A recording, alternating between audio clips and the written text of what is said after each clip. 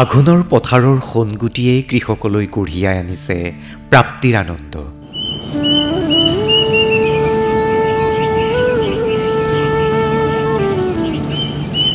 সোণোৱালী পকা ধানৰ সুবাসেৰে সুবাসিত গ্ৰাম্যাঞ্চল।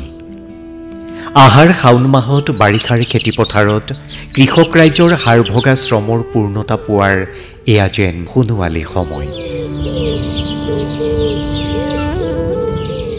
এয়া আঘোণ মাহ।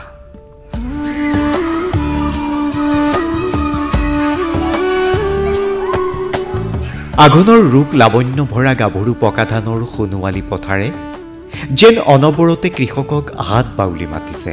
হিমসনা নিশাৰ নিয়ৰ টোপা পুৱাৰ সূৰুযে উকমুকনি দিলেই তলত সৰি পৰাৰ লগে লগে আঘোণৰ পথাৰত থোক ভৰি থকা সোণগুটিয়ে হালি জালি হাঁহি ধেমালিৰে আপোন পাহৰা হৈ হাত বাউলি মাতে কৃষকক।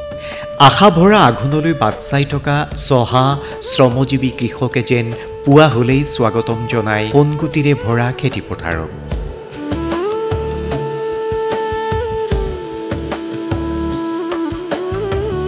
চিৰ প্ৰবাহমান লোকসংস্কৃতিৰ ধাৰাই যেন আঘোণক প্ৰদান কৰে অনন্য মাদকতা।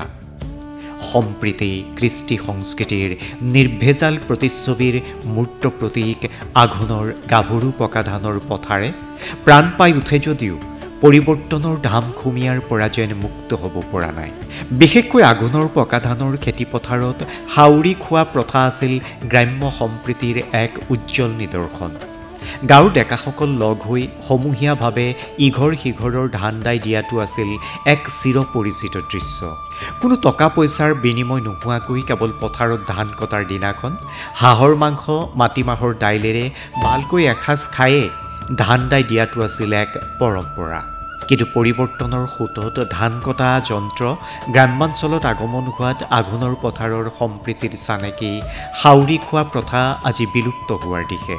তদুপৰি কাচি উঠা ন খোৱা আদি আঘোণৰ এক চিৰপৰিচিত নিৰ্ভেজাল ছবি। নতুন ধানৰ চাউলেৰে ন খোৱাৰ দিনা ওচৰ চুবুৰীয়াৰ লগত হাঁহি আনন্দেৰে এসাঁজ খোৱা কিমান আনন্দদায়ক তাক খেতিয়কসকলেহে বুজিব পাৰে। কিন্তু এনে লোককলা পৰম্পৰা কৃষ্টি যেন নাইকিয়া হৈ আহিবলৈ ধৰিছে। একেদৰে আঘোণৰ সোণগুটি ভৰা খেতিপথাৰক লৈ বিভিন্ন ধৰণৰ গীত মাত কৃষ্টি সংস্কৃতি আদিও প্ৰচলিত হৈ আছে গ্ৰাম্য সমাজত। কিন্তু আধুনিকতাৰ কোবাল সোঁতত যেন আহি পৰিছে প্ৰত্যাহ্বান। যি প্ৰত্যাহ্বান নহ'লেও আঘোণ আহিলেই মন প্ৰাণ পুলকিত হৈ পৰা চহা কৃষকৰ কষ্ট সহিষ্ণুৰ প্ৰাপ্তিৰ আনন্দক যেন কোনেও বাধা দি ৰাখিব নোৱাৰে। কাৰণ সোণোৱালী পকা ধানেৰে ভৰপূৰ হৈ থকা আঘোণৰ বুকুত লিখা থাকে শ্ৰমজীৱী কৃষকৰ এয়া যে প্ৰাপ্তিৰ মাহ।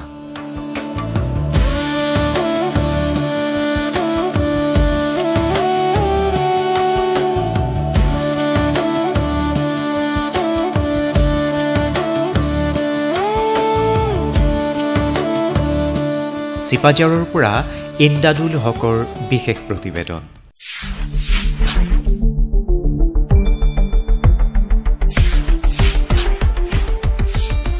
শুদ্ধ আৰু বিস্তৃত বাতৰিৰ বাবে চাই থাকক নিউজ ডেস্ক ৰিপৰ্ট।